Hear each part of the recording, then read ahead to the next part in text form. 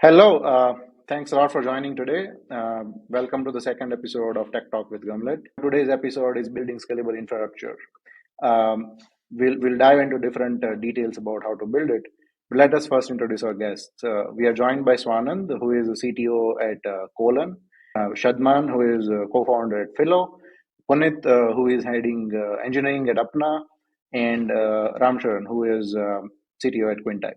And there is a bit about me. I am Aditya, co-founder and CEO of Gumlet. We are video infrastructure company where we provide everything related to video for as a SaaS platform to companies. Our goal is to basically instruct audience about how do somebody start building a scalable infrastructure, how to scale it, and how do you basically avoid the pitfalls of building wrong things.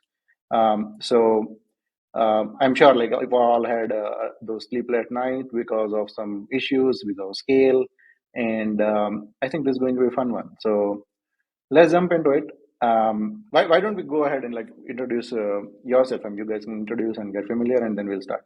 All right, I'll go first. Hey everyone, Swanand here, long-time product engineer, currently the CTO at Colearn, and we are Indonesia's premier edtech company. We make software for school-going children, and I also teach Postgres and SQL to intermediate developers.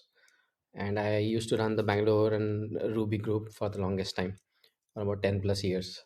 And these days I live in Abu Dhabi, and I'm trying to set up a tech scene here. Hey guys, Shadman here, co-founder and CTO at Filo. I think been a long time techie. Post college, when put some time into the embedded systems domain. Worked for classical companies like Cisco, Scientific Atlanta. Then moved on building my own products, and then worked with MagicFin for about 5 years, and then start off with building Filo. Filo is one of the world's only instant live tutoring platform where students can get connected to tutors over a one-to-one video call in just 60 seconds. I will go next. Hi guys, Puneet here. I am heading the marketplace engineering at Apna. Apna, if not many people know, it's the fastest Indian unicorn working in the space of providing professional networking basically for blue collar, gray collar, white collar workspace. Overall, 17 years experience, worked with companies like Swiggy, Walmart in past, mainly scaled with API systems at a earth level scale, or also making sure that it's not just the technical skills, but also spend a lot of time optimizing the business, and especially in the last mile and e-commerce deliveries, right? So that is where I mainly worked on. Yeah, nice interacting with you guys today. Thank you. Yeah, hi guys. I'm Ramsharan. I work as CTO at Quintype. I've been working on different programming languages, scaled Quintype from 5 million API requests to about 5 billion as of today. Worked on several programming languages. Unlike Swanand, I think you mentioned Ruby and from the Golang world. Little, little poles apart, but yeah, hopefully, would like to catch up more on programming paradigms and where how it helps scale infrastructures around. Okay, then. I mean, on that point, I mean, let's jump into this one. Let's say somebody is starting up. We all start somewhere in one fine day, decide to write first lines of code, first line of framework, what it is that people should really care. Because I see, like, I'm part of CTO groups, and many times questions comes about databases, many times questions come about languages. Hey, I'm starting today. Which language should I choose? There's no right answer here, otherwise it would be sorted. But according to your experience, like, what is the thing that should one should keep in mind when starting up? To be honest, what I want to qualify is if you are completely zero, like business is like starting day zero, then I don't think scaling is that important because you don't even know like how many users you are serving, etc. And you don't know the context, how many, what is your need going to be. But so I'll say like I want to get past that stage a little bit, and let's say we are a little bit past that. We did develop POC work, tried few things out, and now beginning to see users, and now like or we're hitting the scale and number of users are going up. I think at that point the choices become more important than very early days. In the very early days, I personally prefer to just go and play with your strengths. Like if I'm picking something, I'll pick Rails, Postgres, Redis, because that's my comfort stack. I know how to wrangle those around. If something goes wrong, if I have to move fast, I have to rewrite things, ditch things. I can do those in my comfort stack. And so, like very early days, I generally always prefer going with my stack of choice. And as far as like databases are concerned, as we'll see, like usually in scaling discussions, they become the most important decision later on. I like my theory is use Postgres until proven otherwise. Like if you can reliably prove to me that you can use something else, like just use Postgres. Uh, and then there'll be a point when even that won't be enough for you, and so that comes like way later. So that's what I go with. Like whatever you are the strongest in, you pick that, and then when you hit those limits, at that point, like you'll have to make a different choice. Second consideration is running costs. Often, like in the very early days of business, you don't have free cash flow. You may not have even raised money, or you may not have raised enough, or you're running with very limited budgets. In those days, I think picking a cheaper stack sometimes is beneficial. And this is where I think I've seen Node shine a lot. A lot of the Node and Go infrastructures, for example, can run for real cheap on even bare metal or AWS, for example. Ruby Python stack tend to be around 2 to 3x more expensive, right? And if you're not careful, then they can go even higher. Again, this is mostly my personal experience. It's not that you can't run a cheap stack in Ruby. You can, obviously, but you better know, like, you need to know what you're doing, right? So if cost is a factor, then choosing a stack that is a little bit inexpensive to run also goes a long way in the beginning, because in the first 1 year or 2 year, like you write so much throwaway code. Like I'm sure, like all of us have experienced that. You write things that you just throw away all the time, right? So then why do it in a way that costs you a lot of money? And then money, when I say money, I just don't mean like dollars. I also mean like developer time, thinking time. It's like all currency, so to speak, right? So those are the two considerations: your currency, which is your development time and the money in the bank, and then your strength of stack. Yeah, from my point of view, yeah, definitely agree with Sonam. Like the tech stack choices, it's not very great differentiator, right? These days, you can, so how you can make sure that whatever you do today, right, is you can port it anytime in future, right? Keeping that in mind, right? So the first design principles in terms of keeping things modular. I don't say go for microservices or don't go for monolith, but at least design your components in a modular fashion so that you can lift and shift them as and when needed, right? And you can scale components, and whatever mistakes you do, you can probably limit it to these areas, right? And do that. So having that first design principle in whatever you do, right, so that is important, so that you can change this. That is one point I want to add. Second, and that goes in defining your repos and all, right? Basic stuff which you do today, right? To start with, how you can design your repos, big bucket repos, how you design your database, maybe monolith, but just schema definitions and all, how you can define and keep it modular. Second, yeah, text choice, yes, definitely cost is a consideration, but also keep in mind what works in terms of developer community and where you can find people to work on easily, right? In terms of many times you go do get things done through consultants in the early phases. A lot of things you go and try to hire that way. So keeping that in mind, that what works for you in terms of hiring also and getting things done faster is also one consideration you can do that way, right? What support you have, what flexibility in terms of replacing your resources, key components, that is two things which you can keep in mind from my side.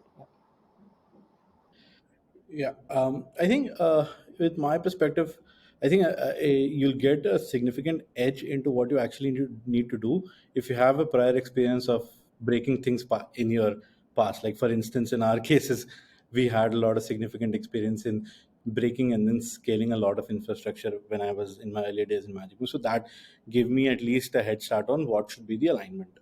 So I think that builds a significant alignment on how things are going to scale in the future, and then you could pre-plan in the present accordingly. Then the second point, which at least helped us very initially, was in the initial days, using more of managed services a lot rather than actually deploying more things raw was something that helped us out. Because honestly, though managed services are an expensive resource when you're at scale, but when you're at a very minimalistic scale, 5 user, 10 user, they hardly cost anything, and then that would at least help you or give you more time into actual implementation than actually taking care of scaling and then performance and all that, so on and so forth. So in the very initial days, I would recommend using more of managed services rather than deploying them yourself. And I think those are one of the most broad recommendations that I would have for somebody who would be starting off very initially. And managed services is for like only like a, let's say, database or something, No, or for you're instance, talking like, about like we had entire started SaaS off platform? we started off very easily, very early days with I think Google has this app scripts or app engine. Yeah, so you can write a Python code and give it to it. It'll ensure how many cores it needs to give it and how it needs to scale it. So that would help. Like for instance, in our early days, we had a moment of a super surge at one point in time, because the Filo product got picked up by Ministry of Education. They put out a tweet out there. It was COVID times, people were not going anywhere. All they had, everybody came out to the platform, and having such services really helped us. We were from a scale of 20 to 2000 in just 5 hours. So that helped us scale really well in the initial days. Ah, okay. Interesting stories. Adding on to the points you've already mentioned, right? I think one biggest point which Shadman mentioned is he said build versus buy. Like if we can answer this question soon, very difficult to proactively say that okay, we're building for 10 million, 15 million requests, 15 million views. That's something that's very difficult to guess. But what would help is if you can take an educated guess on saying that okay, I can pay this much right now and go and release the product soon, get some feedback, and then wait for scale, and then change fast. That's the most important thing, and that's where I think Swanand also mentioned that if you're comfortable with something, it's very easy to switch. So I think I echo on those 2 points where if you're choosing build versus buy, it's easier, and then if you're choosing something comfortable, then it's easier to switch also. So yeah, those are 2 points that echoed a lot. Got it. I think the team composition bit I want to double click on a little bit because you mentioned build versus buy, right? Shadman also mentioned it depends a lot on your team composition. If you have like somebody like open source nerd or somebody like very into DevOps and all, and they want to pick an open source stack and run with it, it's going to work for you, right? It'll work out for you far better. But if your team composition is basically very different, you primarily have product engineers, people who are building front ends, just back ends, and you don't have that expertise, then obviously it's not going to work for you, and you want to go for a package solution like AWS. And so, which is why, like in the early days, who you are working with matters way more. Like I'm like if it's Postgres, like I know like I can do whatever I want with it, at least in the early days, right? And I can run a bare metal Postgres server because I've done it in the past, so I don't have to go with RDS if I don't want to, right? But if we don't have anybody like that in the team, then the saner choice is just use RDS, for example, right? I think a lot of times I do hear the advice, okay, just always buy, don't build, and you want your developers focused on the business value, right? A little bit of a false dichotomy, in my opinion, because if your best people are doing the best work, then that derives a lot of business value too, right? But Like I Aditya, think for it's example, yeah, sorry to interrupt, but I think it's a mix and match, right? it's a mix and match, It's a exactly. mix and match. Aditya, for example, yeah, There's an RDS, there is Aurora, but at the same time, you wouldn't go by HA Proxy Enterprise or you wouldn't go by Nginx Enterprise. You would still yeah, run Nginx open source and then move to an yeah. Nginx Enterprise. Yeah, I am sure like Gumlet folks, you run video processing pipelines, right? Like if you're going to use package software, it's going to like just eat into your margins quite a bit, right? As opposed to you have some video processing nerds, you know how to use Emplay, you know how to use like open source bare metal stack.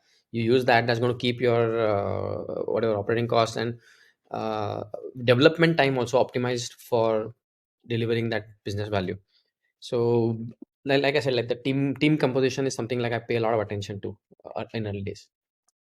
Yeah, and I think that also like goes into this entire thing of maybe, I mean, about what is a core competence as well. I mean, about like that's how you come. We will compose the team as well. If, for example, for us, maybe video is the core competency. We don't want to take anything because we can customize then our own stack in whatever way we want.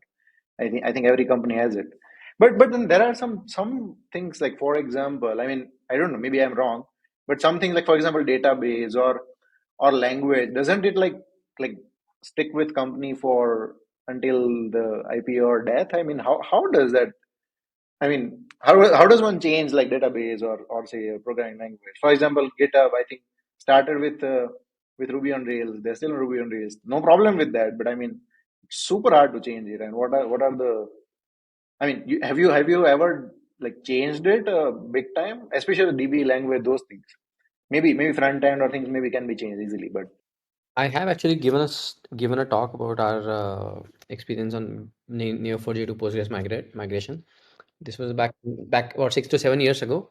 We migrated our entire primary database from Neo4j to Postgres, and we did it with a zero downtime, all the while like serving around 100 to 200,000 requests per minute roughly, right? So in terms of pure numbers, the scale wasn't high, but our database size was somewhere close to terabytes, lower single digit terabytes.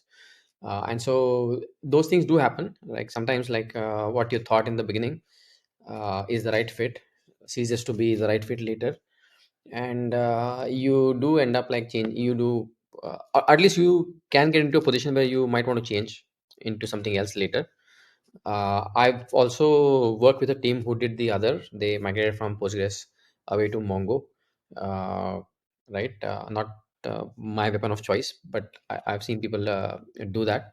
Very close. I did a little bit of consulting with them before my current job, and so so database choices are not very sticky because business itself can be like a little bit agile, right? Sometimes the meaning changes, etc. Like you're into like this particular very specific thing, right? Uh, and then you build on that. It's very rare to see a business not evolve so much from the early days. You have to do what is right, and what gives you the advantage to move fast and iterate faster or serve your users in the other way. Clubhouse or something, like for example, it went through a rapid phase where it grew really fast. I'm sure like they would have rewritten components all the time. One other place where I've seen rewrites happen constantly is your worker queues. Right, you go with like the simplest of worker queues in the beginning, but then as your numbers start going up, then you have to build in more complexity. Sometimes you bring in Kafka, like my favorite Kinesis, or you like then you go SQS, SNS, etc. Different flavors. So worker queues do undergo a lot of churn. So I personally like seen the migration from like Lambda to Kinesis to SQS to finally Kafka, etc. And so those choices are less sticky than we generally think. Just adding to Swanand's point, I don't think it's a necessity to change programming languages. A lot of times, I think, again, going back to team composition, because of team composition, we end up looking at programming language changes because sometimes your devs are not equipped to build stuff in that programming language, or you don't see a community that's very useful or a community that's progressing. That's also sometimes creeping into your mind that okay, I can't work with this anymore, can we change? But that being said, if there's something working for you, it is very good to invest into the community. So if you invest into the community, it gives back to you. So this is a very underrated concept. If you don't want to switch programming languages, at least I think people should consider giving back to the community so that it gives back to them. Are there any good examples, in your opinion, Ramsharan, like of this happening, like giving back to the community? So I think uh, for us itself, right? Closure is a very slow moving dev community. It's not a fast dev community. It's not like Ruby or Go or Node, right? There is news about something new in Node every day. And not even weekly. Every day you see something new in Node. But Closure, you'll see something once in 6 months. Somebody would have written another function on top of a transducer, and that will become big news. But the point is, right, a lot of you won't find Closure devs, first of all, and existing people who want to write Closure needs to switch their function, their paradigm, thinking paradigm itself. They come from an object oriented or an imperative paradigm, they need to switch to a functional paradigm. They struggle to do it. So it's a longer training process, but on top of it, it helps to just give back to the community, because then you're also getting interest from other people. Like, for example, Asura is another company in Bangalore which uses Closure, but they also do Haskell. So Gojek is another company. So it's a community that's building stuff for each other. It's helping, but I think people get stuck where when they don't understand a programming language. I think that's when they should start thinking of giving back to the community. That's what we did in Quintype. We saw if you could give back to the community, and that started gaining some interest. Yeah. From my point of view, right, again coming back, right, these days, like data wise migration, language migration are very common stuff. Like every org does that. They start with monolith standard frameworks like Django. Within 2 years they move to the microservices, right? And then, so keeping you, again going back to that concept of keeping your del layer separate, right, so that you can change underlying database anytime needed, right? There are so many transform ETL tools which has been provided, which keeps the two systems sync all the time. So it's not just the migration one time. You can run hybrid database at the same time these days, right? For the same stack, purely. People do that also. So, and it all depends on how you design, right? If you keep your del layer completely separately, even two version of same code on two different boxes can run on two different databases at this stage, right? So that granularity also you can generate. Second, coming on the programming languages, you have to define what works for your org, right? At the same time, yes, sticking to one programming language is important, but at the same time, with new development, especially I saw in Swiggy, where we were on Java, and then developers were looking for something new and build and coming up. So knowing what is your CPU intensive work, what is works well there versus what is your lightweight processes, right, which works, and limiting those choices and giving that choices to your developers and build that is important, right? Instead of just creating a architecture blueprint, right, and revisiting it again and again, and updating it based on the what you hear from your team with the different use cases is important, right, so that you can do that. Yeah, I think there is a like point, if you consider like latency and throughput, there is a the point of diminishing return in both, in your current architecture and your current code base, right? You whatever you are currently on, you can optimize that a little bit, bring the latency down, and then at some point, like you can't do it any anymore, right? You have to either switch runtimes, languages, do something else, move things out, etc. And then same with throughput. Whatever your current setup is, like at some point you run out of throughput optimization, and you either have to throw more money at problem, horizontal scaling, those kind of things, uh, which like which is what I generally fall back to, like do the best you can in your current stack, and then at that point, like figure out like what's your next step. Anyways, I think Shadman, you were about to say something. I think the question that you had with respect to actually migrating databases, I think at least in my experience, or what we have seen in our organization, is we don't end up migrating the whole database, but parts of it are phased out into more sophisticated sets of database. Like for instance, uh, uh, in the Philo platform, there is a session between a student and a tutor, and likewise there is a chat that happens between a student and a tutor. So initially, when we were building out, we had the dumbest way to save chat was to dump that into a database table, which eventually started to grow up. But and we soon realized that, and that was also well known beforehand as well. But given that was an easier and a quicker option to take, and then later on we removed it from MySQL and then build it into more sophisticated formats, into more Postgres, and then a lot of partitioning and all of those to actually make it a lot more scalable. So I think it's not that you don't migrate, you do migrate, but it's not necessarily need to migrate the whole infrastructure. It's you build more sophisticated outcomes once you start to mature and start to grow more, as and when you need to scale them out. And with respect to the programming languages, I think we started off with a very unique choice. I think it was because there were a few developers amongst my group that were very familiar with Scala. So we had initially built the platform out on Scala, and then very quickly realized that it was really hard to scale folks inside in India to actually build on Scala. And then we eventually had to move on into Golang. So the team that is able to actually build and scale on different platforms was very important for us. And so we started not migrating the whole system, but building out new chunks onto new infrastructures is what we'd eventually follow through. And that would eventually lead to maybe phasing it out, or maybe becoming the minor rather than being the major.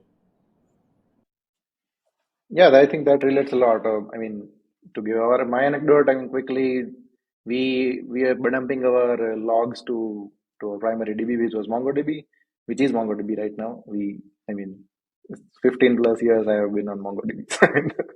From the first version released to today. But that's how it is.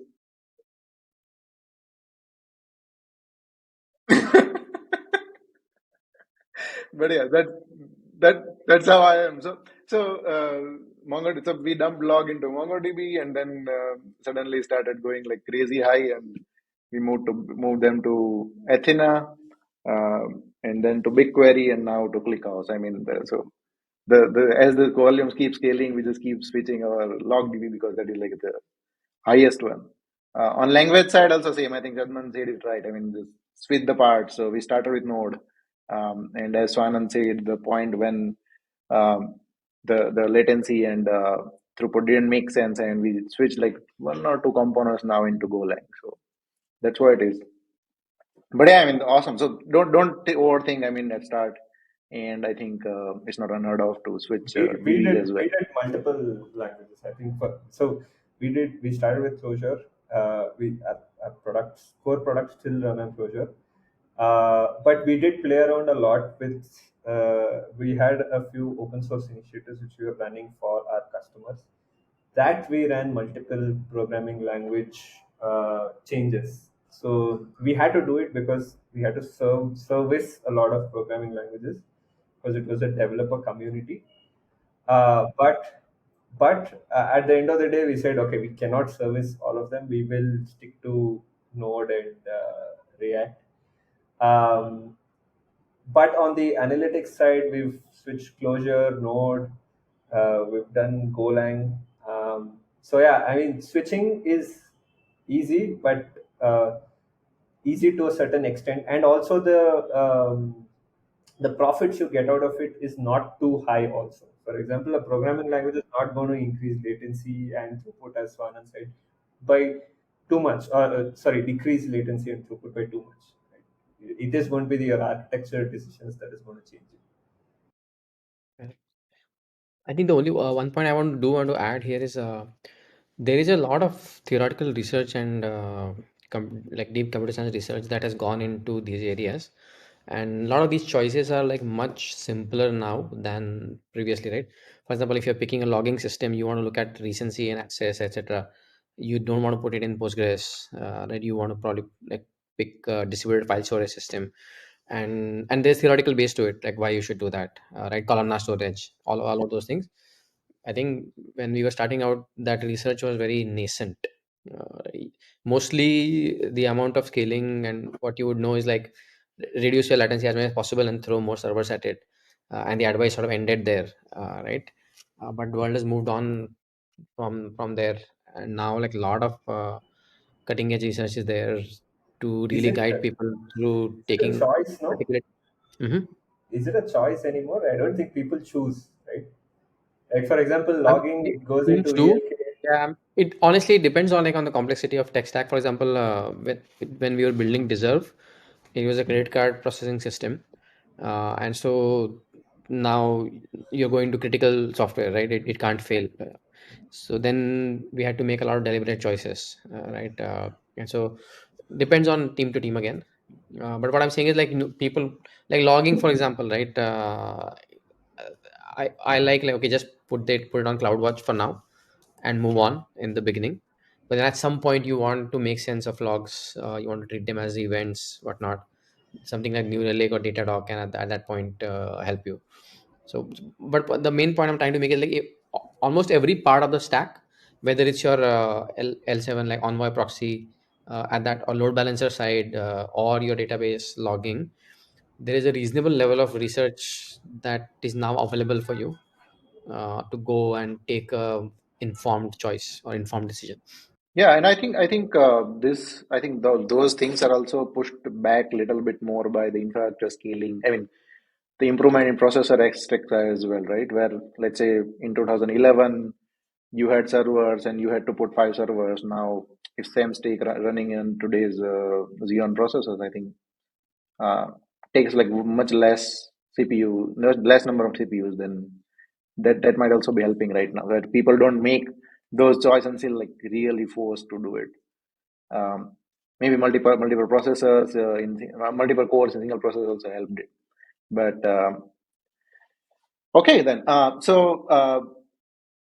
think then there are always some events where, for example, something breaks, like whatever we do to not break it. I mean, there are always events when something breaks.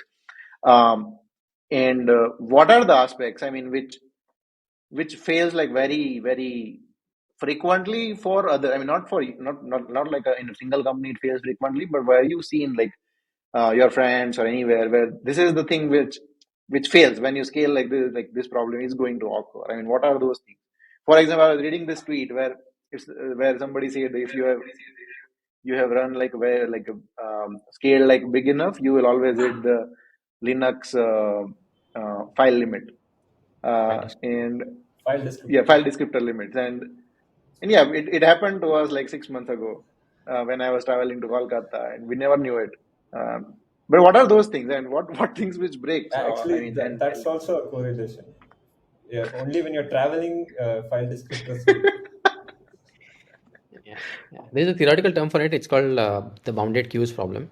Basically, anytime in your system there's an unbounded queue, you're putting things on a queue, and I call database also technically a queue, and you don't know the uh, elliptic or your limit of that queue.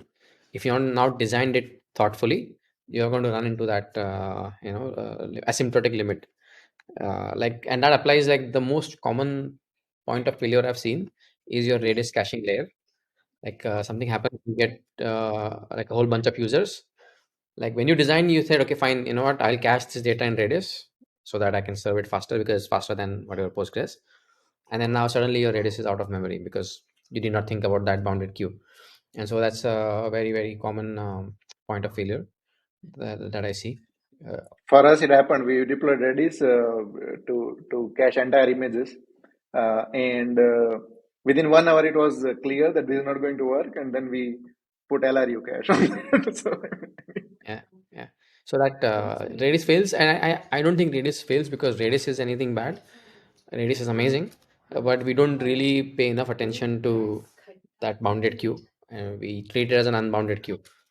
So that's one point I've constantly seen like a point of failure. Like even now, like I would say in Colearn, like we have two major Redis servers, and one of them goes down, like we will see major ripples in the systems. Latencies might go up, or some system may fail, etc. So that's one. Let me talk about few things which I felt was common pattern across the startups when I was scaling. I faced it. The one thing which people generally do is using the sequencing for your critical things. I have seen at Apna, I have seen at Swiggy. So after a point, you will realize, okay, your people are either it's the database limit which is reached, or people can scrap it based because the things are sequenced. Say the order number. now you can scrap it. So generally when people initial level, when they design the systems, your core components, they design it as a normally the sequence of database, and then it over the period they realize that we have to randomly generate. So these are the things which you have to keep in mind, that why you are doing that, right? And point that no matter what you build, it will fail. So have that pessimistic approach, right? So having a mind where you have a degraded mode always in mind when you are designing the system, right? Is important, right?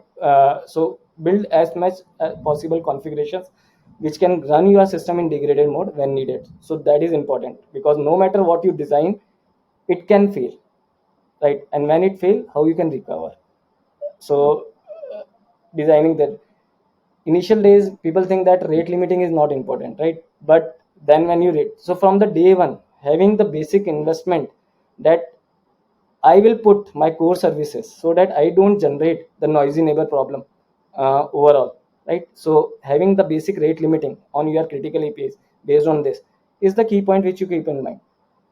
People generate lot of observe lot of metrics, but what they observe is throughput, latency, P95. What you have to observe, especially the case which you said, right? So the Redis memory. So you have to build your dashboards for your TAC metrics observability. What is your memory running? Is it reaching 50% or not? Right? What is your storage? What is your file descriptor limit reaching? So building the metrics around the infrastructure, right, is also important, and observe it and put a alerting there instead of just the P95, P90 latency, throughput errors, which generally people start with. So that is important. So, and the last most important point, having your analytics database separate from the your transaction database right from the day one, right? No matter how small the use case is, right?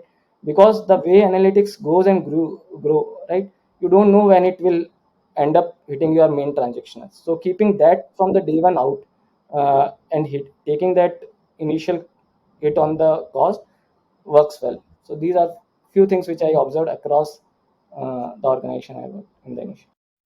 Yeah, I made that crime, putting analytics and transaction in same day. Yeah, Shadman, but you had this huge spike in COVID. You said, like, how was that? I mean, any anecdote or any learning from that? I mean, or what saved you on that day? To be honest, it was a more comparatively very large spike. Given we were 20, we went to 2000. For us, it was a very significantly large spike. But I think there were a few things like it all boils down to what Swanand said was actually the unbounded queue problem. I think what you need to do from the very start is to assess that particular the occurrence of that particular problem quite a lot beforehand. Like for instance, we have a very strict policy with our developers is if you're ever writing any particular thing into Redis, always ensure you have a TTL set on it, and then you need to actually then go back and look at its cache hit rate. If it's not building a good cache hit rate, then there is no point into caching it at all. So those are the very few things we're very hard around building these such principles around managing that particular bounded queue. And for instance, like what you mentioned, the spike that we surge that we had in COVID, I think it was a lot to do with the very initial frameworks that we had used to build out the platform. For instance, like you mentioned, we were building a real time engagement platform, which had a real, but which primary purpose is to maintain a lot of client state in itself. So building a system that could be able to do that with a lot of synchronization in hand was something that we were very particular about when we were selecting frameworks in the very initial. I think that is one of my primary reasons why we had eventually even went up with Scala, and that had helped us scale, do those chunks of scaling very efficiently. Got it. Oh, okay, Yeah, interesting. I have like two really good anecdotes on this. Like basically two failure modes. One is a more recent one. I'll cover that a little bit. Basically, crons running at the wrong time, and increasing the load on the system, so or unaccounted for. We had that once. In fact, like it took us a little bit of time to really understand that it is cron and the increased database load that is causing the problem, and not like containers and like the workers that are not responding with the right level of latency. So we had that failure mode recently. and I'll go into in depth of that a little bit later. But the other one I want to address is third-party APIs, which always like if you have them in your you know request response path or even your worker path, they break all the time. And we had like a WhatsApp API failure about 1.5 years ago. So there are two interesting things going on. One is WhatsApp business APIs are obviously WhatsApp itself scales pretty well. Like even on New Year's Day and whatnot, you will see WhatsApp working flawlessly. But the business APIs, it doesn't translate to business APIs that well. And so for us, one of our ads went viral on TikTok, and we ended up getting around 1 million uh, requests in over a span of about an hour. So this service that we're talking about has image uploads. So people take a photo of their homework problem and they upload it to our systems, right? And then we have to process that image and then serve. There's a machine learning system that does a lot of things. So it's a high latency system. You can't bring the latency down. And so getting about 1 million users uploading like 5 to 6 images, so about 5 to 7 million images in a span of an hour, we ended up breaking. All systems ended up breaking because we're not prepared for that kind of outburst, right? But other very curious thing happened was the growth rate of requests was very weird. uh, Facebook WhatsApp call, if you send a message to a user using a Facebook business API, there are around 4 callbacks associated with each message, right? So you get like seen, delivered, etc., etc., right? So you send one message, you get like 3 4 callbacks, and that design was not accounted for in our, because we launched fast. That growth rate of jobs or growth rate of requests was not accounted for. We accounted for user requests. These many users will plan for, but 10 users, and then you send 10 messages, that generates into 5 callbacks to 50. So that 5x factor was not accounted for example. And so as and when the students started interacting more and more, they started getting more and more WhatsApp messages, the callback queues kept piling up, and then the queues were not processed, and then the state machine did not progress, generating more queues, more messages. So that creates like a bad feedback cycle, and so we ended up having a really bad day on that day. Obviously we fixed it later. But like I said, like, so growth rate of work is something not very commonly thought through before. So you want to figure out that if one request comes into your system, how much work does it generate in different parts of your system, and then that ratio is important, especially for e-com and those kind of systems where if you're doing order processing, like just one order is going to generate so much different work in different parts, right? And so you don't need to be aware of that, and that bit us on that day. Everyone in this group would have got up at 2 o'clock in the morning saying, select star from PG start activity and killing The rite of one. passage at this point. Sorry? It's a rite of passage at this point. Yeah. Yeah. So you're killing a long running query, right? I think that is, I know it's a trivial point, but it has been one of the biggest learnings in scaling, that if you're having data processing which is not supposed to be done on a read intensive database, you should separate it. The other thing which I've experienced during this is caching too much, right? Because when you have multiple centers of cache, it's very difficult to debug downtimes in your infrastructure itself. So you need to have that monitoring in place along with caching. So if you're caching something, make sure you're monitoring it and invalidating it. This is one of the I think sometimes we forget to do this, and it is very normal to forget.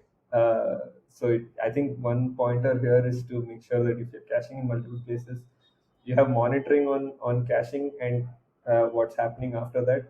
If you have an envoy proxy or in Nginx or something that's after that, make sure there's alerts that come from those points to Slack observability from there. um, I think the last point I had around hiccups that related to Swanand also. Like, for example, crons, right? Our crons become so long running that they end up intersecting with the next cron. We'll have to make sure that crons get over faster or get killed faster, and we're backfilling data. This is going to happen with any kind of ingestion systems. So my suggestion is, get ready to backfill, right? If you're running a cron, have your backfill scripts ready, because if you don't have the backfill scripts ready by the time you uh, get that going after the crons have failed, that'll be too late. One more point I'd like to add to this, for instance, I think Swanand also mentioned about running crons and that taking the major systems. I think one thing that we have followed very initially as well was to build a parallel system to run jobs. Like for instance, the main systems would run the main DB, and even in the initial days, like when we were only 6 months into or 4 months into the business, we had set up multiple read DBs for different, for one for analytics, one for job systems and all that, so that irrespective whatever unoptimized queries we do run on a job system, that do not ever impact the main systems whatsoever the case be. Especially when you're hiring new interns and new analysts, they are bound to run bad queries and break down a lot of these DBs. So I think what luckily in our case, we had never, like what you mentioned, Ramcharan, was to run kill queries. We never had to do that onto a right DB, to be honest. Oh, Is okay. it I think okay? You're in a gifted position. no, And I am Ramsharan, the but only guy who never touched Postgres. I'm maybe a super odd one out in this group. And one thing which I saw multiple times, especially like scheduling your stats collections and all, right? And it generally changes your query plan, right? If you don't force in RDS word and all, right? So that as soon as stats collect, because of the randomness of the data and all, and the time it takes, uh, time you are scheduled, generally you see almost all of suddenly the latencies has increased and all, right? So scheduling your upgrades, stats collections, not taking the default time, but keeping a maintenance window across the board is very important, because generally people go with the, and especially with the cloud, the businesses thinks that your peak and others peak may be different, right? So not going by default and putting those scheduling windows is very important, because auto upgrade happens sometimes and then you realize that it happened recently. So keeping those things is also important. yeah, I think Ramsharan, you brought up one of the most important points in scaling, which is read-write ratio, which determines practically every architecture decision.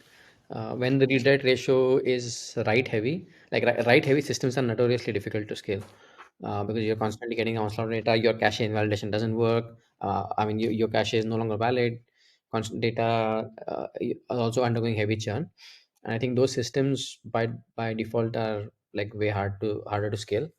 Uh, on the other hand, like if your most systems that people work on are usually read heavy, if your read write ratio is around 1 is to 10 or better, then you don't need to do a lot of work. You can go a long way with a simple RDBMS server, or even a MongoDB server for that matter, right?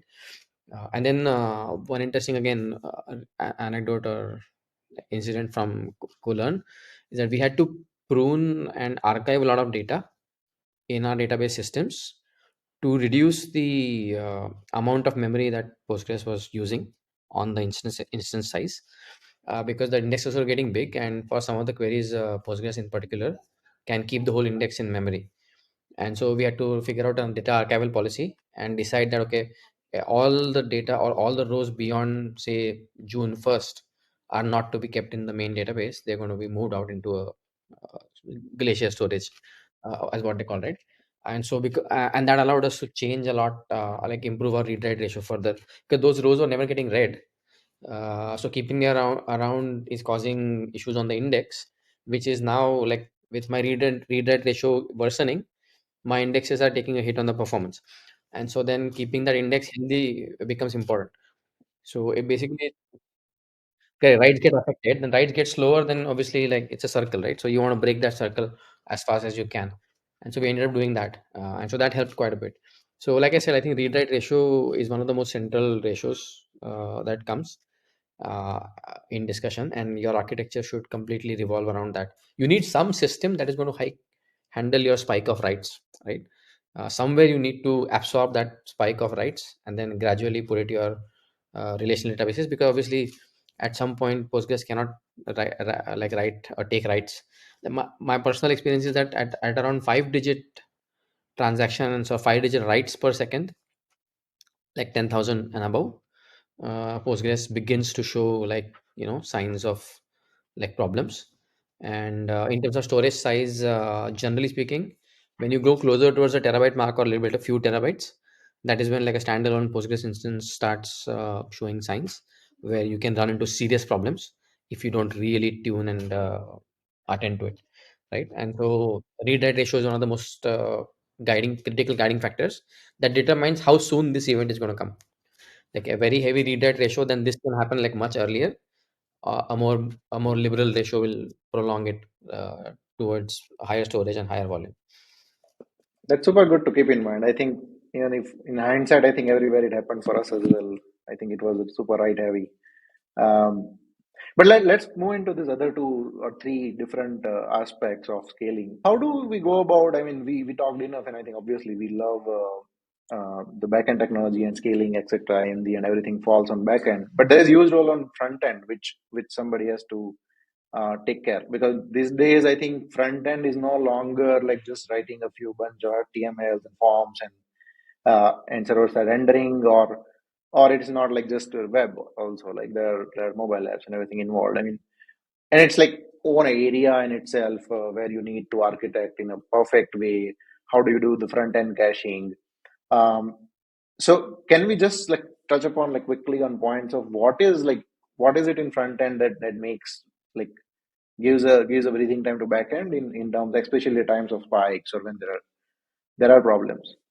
If I say not at the times of spike, even if, like for instance, let's say if your front end is not architected very correctly, that could significantly deteriorate the performance of your overall system. Like once we had a few examples very initially on, given we were very conservative with scaling our infrastructure, initially running on either just one or two cores. Uh, we had a few issues in the front end that would eventually lead to calling a few particular high frequency APIs quite often, more than what they were required. So that had deteriorated the significant performance. And then for instance, let's say given we maintain a lot of front end state on at the back end, like for instance, if a tutor and a student are inside of a session, or like for instance, whenever a tutor is online, we need to send requests to the tutor for them to pick up. So a lot of front end state is managed at the back end, and then this eventually requires the backend to take care of a lot of data and managing a lot of data synchronization, all that. And then in this case, if like for instance there was one issue in which the client was creating multiple connections to the backend, and this significantly deteriorated the backend performance. It was at times very hard for us to keep the backend up and running. So at that very one particular time, I remember was once when I had to go back, change the overall architectures. We were doing that initially on a Java Scala. I had gone and to put it into an Erlang infrastructure. Very bad days, but those were the very hard measures that I had to take to actually, because of an issue on the front end, we had to significantly overperform the backend systems and so on and so forth. Yeah, from my side, so in front end, like doing lazy loading, very important, right? Keeping that mind when you do architecture, right? You don't need entire page to be loaded at a one time, right? So when you design your system, you do a lazy loading concept on the front end. Preloading is very important. When you land on a page, you know that what are the possible actions on that page, and then do preloading, right? Instead of doing this, so lazy loading, preloading is very important. Definitely caching on the client side, right? Through browser cache and all is important. Your CDN is very important, static pages, right? Whatever you cache on the server side, as close as to your this thing. So having your CDNs well placed, you are caching it a strategy on the front end side.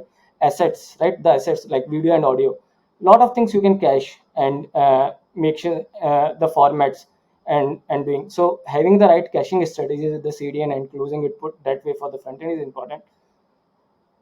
Also monitoring on front end, right, through your light speed, through different tools, page scores which you can run, right, and keep monitoring that so that you don't lose that insight, right, when you are with lot of content and CMS systems in place where people can dynamically change the content, and then the score degrades over the period and you don't observe it. So keeping that also is important. Lot of time performance testing is just for backend. People think that way, right? And that's where you don't do performance testing through the APIs, or you do performance testing through a clients, right? And build those scripts that way, so that anytime when you have a recursive calls or unnecessary calls or loops getting created in front end, right? You don't have any uh, retries mechanism well placed in the front end, right? So you can do that way by doing your performance testing through the client side instead of mostly doing the backend APIs performance tests. So having those systems, having common libraries for the call patterns on the front end side is also important, right? Instead of everybody writing their own code to do a client server side calls and do that, right? So having those things in place so that you know how you can control is important. And definitely shifting to different protocols like gRPC and all on the front end side also, which can bound your assets and the overall content which you are transferring. Java, your this thing also can be minimized. So these are the few things, Aditya, on the content.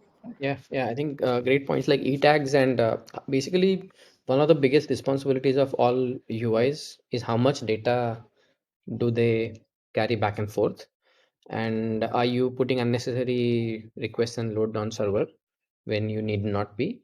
And that involves like all the hygiene related things like keeping your caching tags and HTTP headers clean, and also like moving a lot of the logic on the front end. Like these days, even a lot of ML models are shipping to front ends, right? And when I say front ends, I mean like mobiles also, right? Mobiles, web browsers. Browsers are capable, right? You have Canvas APIs. You have like edge caching, edge compilation, etc. Mobiles are very capable. GPUs are available, right? And mobiles, for example, are become like way more capable than earlier. So you can defer and move a lot of the computation and business logic or a core of your business and app to the front ends, which takes away a lot of the responsibility on the backends and domain. I call them domain APIs because we use what we call as a BFF architecture, backend for front end. We've isolated our backend domain APIs and front end by having a middle layer. And so this middle layer does not have any database to talk to, right? So it can be blazing fast. It can have like higher latencies and whatnot, etc. So those, I think those things are important because a lot of front end development organically evolved by having the assumption that the backend APIs are always available. And the moment something changes on like one button is clicked, you make an API call to the backend saying, "Oh, what do I do next? User click this button. Please tell me what to do." Right? Versus now the onus is shifting on the apps to take care of that. And then other clever strategies I've seen on mobile is like offline syncing, cleverly using push notifications, etc., or using like Firebase, for example, as a mid layer, and letting Firebase handle some of those scaling things. Is the new These are the new patterns that I'm seeing evolving. WebSocket technology has also matured significantly in the last couple of years, and it's not uncommon to see like server side data coming through on the client, and clients and overall relying on that WebSocket and having like an active connection to tunnel data. That technology has evolved and it has played a key part in being able to handle large level of scale. Right, like for It example, will like one of reduce like number of connections, etc. Like big time. right, and so you But can comes like for at a example cost, do. I think. It does come at a cost because WebSockets can be hard to scale on the server side.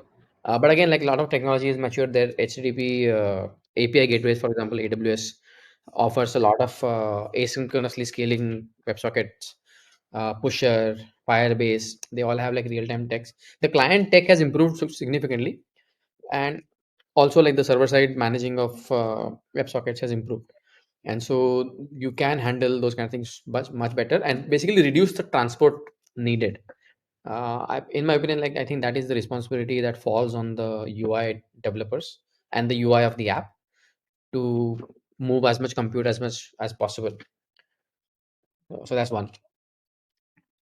One minor thing I'd like to add to this is, like, for instance, at least what I see in our cases is, it's more around not front end developers, but around comes from more front end product guys or designers with coming up with requirements that eventually become really hard for to actually compute or render on a front end. Correct.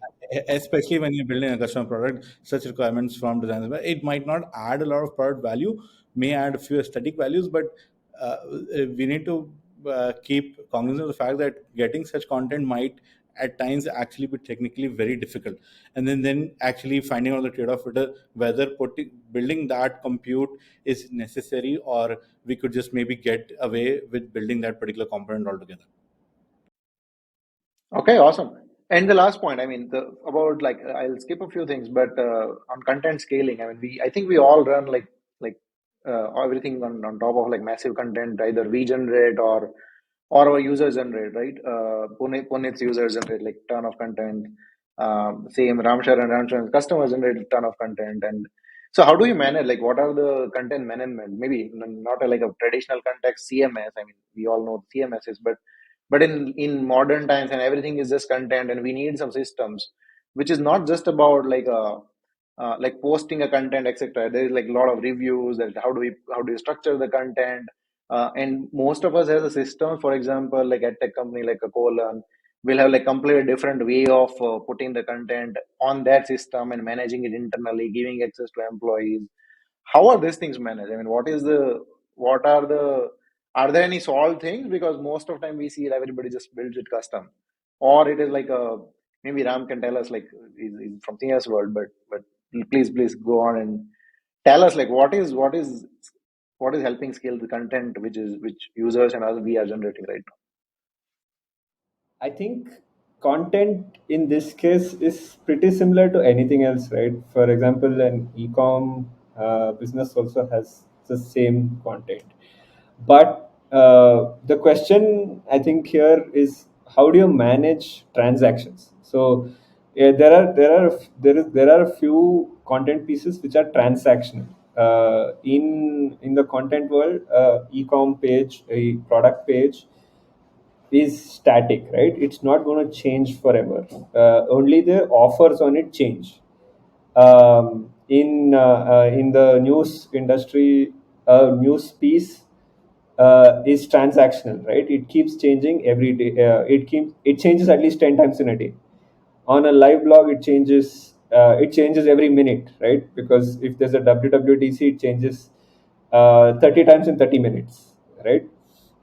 So it's about managing transactions on the content, and how well we are able to cache the transactions on the content.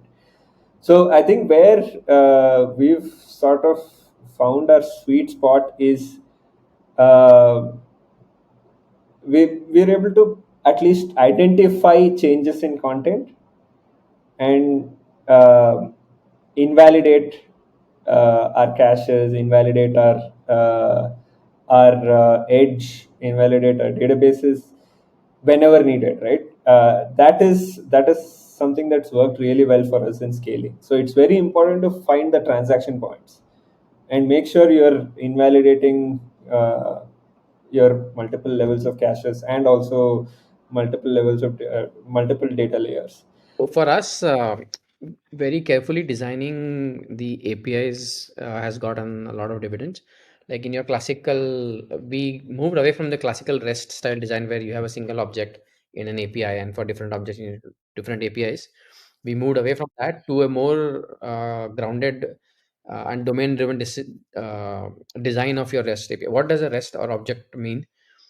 For that screen, and giving that control, API design control, to the UI builders has resulted in a lot of ease of development speed and content delivery as well. Like if you look at a page and the semantic meaning of that page, what all content different pieces are there, and then building APIs that are tailored for that UI, versus if you have four components, then making four API calls, for example, and having those then sync issues, etc.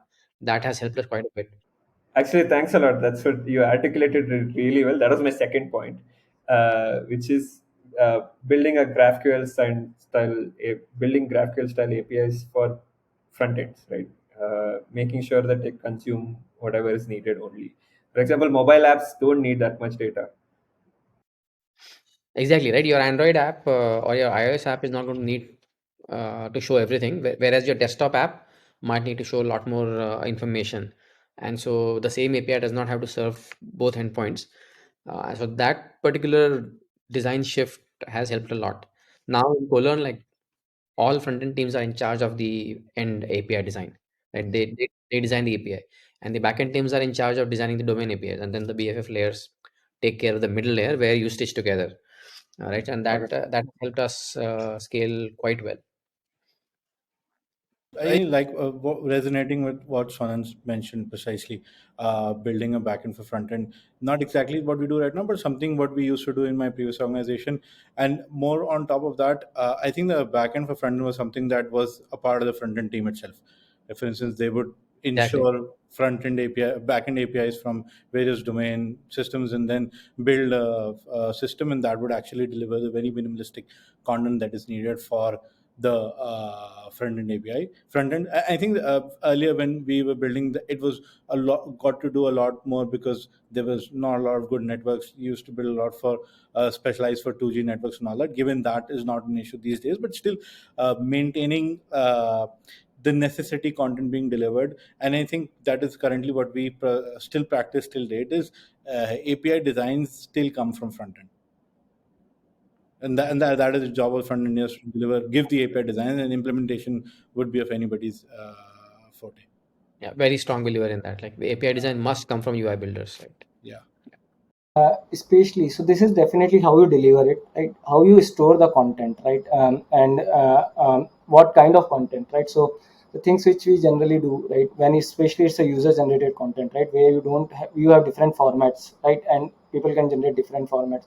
So standardization, how you store different kind of content into a standard formats, doing compression and decompress that at the right layers is important. How you define that so that you minimize based on the use cases. Do you want to spend more on the networking layer versus on the storage layer versus on the client side uses of CPUs, right? So designing that system, how you deliver and compress and decompress, that is important. There lot of time, especially on the user generated content, lot of security and trust issues also can happen, right? So you should have a parking area defined from the day one, right? Where you park your content and then move to your systems, right? Is very important. Otherwise you will end up over the period with the different securities and all coming out. So when you are building user generated content systems, keeping those things in mind, and then you have always with ML and AI doing lot of, they are also coming with lot of video specific feature stores, image specific feature stores coming, which can tell you that this kind of content should be generated or stored in what manner, right? Understanding your user base and when if it's a low internet versus a Wi-Fi user versus a desktop user, how you deliver that and having those formats are also important, keeping that in mind. I think I just want to add to one of Puneet's points. Very important point that he mentioned was compression and how data is delivered. In general, I think when you're transporting data from your infrastructure to the outside world, it's very important to not trust the internet, right? The So for example, there's a CDN or something or a caching layer sitting in front of your in front of your infrastructure. There should be no traffic that is again recirculating from inside your infrastructure to the CDN and coming back. So that things like that is super important, where and it's very easy to slip up, right? Because there is a API endpoint sitting there which is going through the internet. uh, it's better to always use the intranet than the internet. And it is a trivial point, but yeah, a lot of times we forget to do it. I think not just the security point, but it also creates a huge cost impact onto your infrastructure. I think especially AWS or things like that. Yes. very recently we were able to conserve somewhere close around Data transfer out. $600 to $700 a month in infrastructure cost just by not doing what Ramsharan was mentioning. True, true, true. I think I had a lot of discussion points on security as well, but I think if we continue, we'll keep talking for till 2 hours on this. But thanks a lot for joining today. It was like it's super good to have a conversation on this. It was really fun to have you guys and have this talk. Likewise, yeah.